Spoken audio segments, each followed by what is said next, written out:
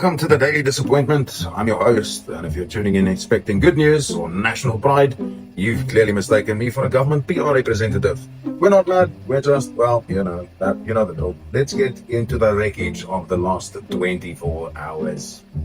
First up, a plot twist that M. Night Shyamalan couldn't have written. The ANC in Tshwane is holding a media briefing to expose corruption. Yes, you heard that right.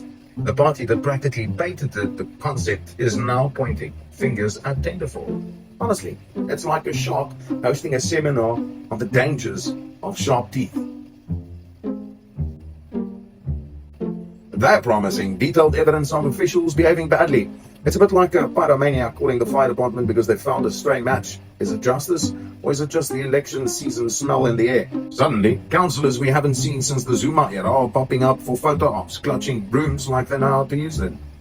It's truly touching. Some of these communities haven't seen a representative in so long. The only proof that they exist is a sun-bleached poster flapping sadly against the lamppost. A literal ghost of promises past. I wonder if the evidence they're revealing might accidentally include a few of their own names in the footnotes. But hey, in Tshwane, if the city isn't bankrupt or drowning in a scandal, is it even Tuesday? Moving on to KZN, where Durban businessman Kelvin Matbeli is showing us all what audacity looks like. He's calling Provincial Commissioner Nhlanhla Mkhwanazi an iceboy for his competitors. Bold.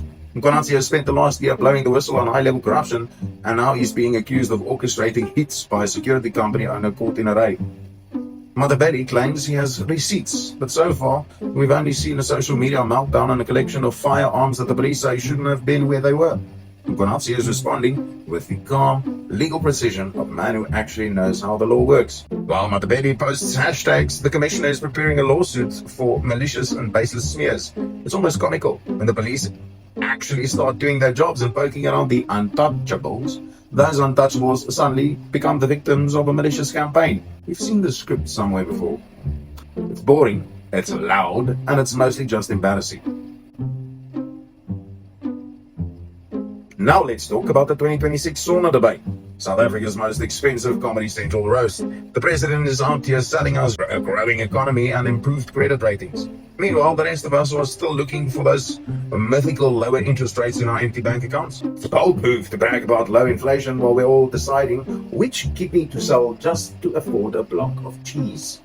And the opposition? Professional loudmouths screaming about sovereignty because private companies might actually make the trains run on time. Apparently, the sovereignty of having state-owned assets that don't actually work is a hill they're willing to die on. And don't forget the coalition, best friends. It's amazing how fast mismanagement becomes coalition-driven progress. Second, you get a ministerial blue light brigade. But hey, we're getting vaccines for the cows. Truly, a win for the bovines.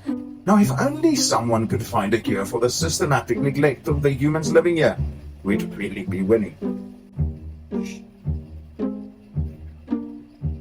Speaking of neglect, let's look at suspended Deputy National Police Commissioner Shadrack Sibiya. He's got a revolutionary legal strategy. Forget bank records, forget alibis.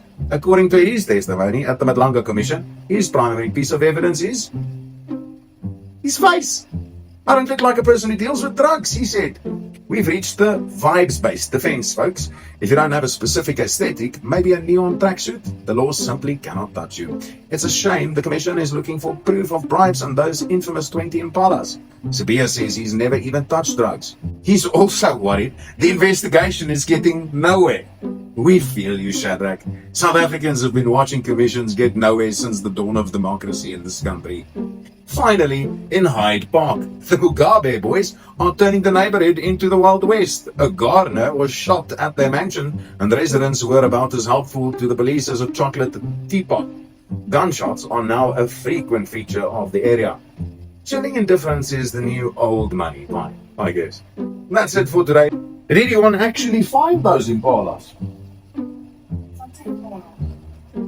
Toe maar, ja, seisoen is binnekort.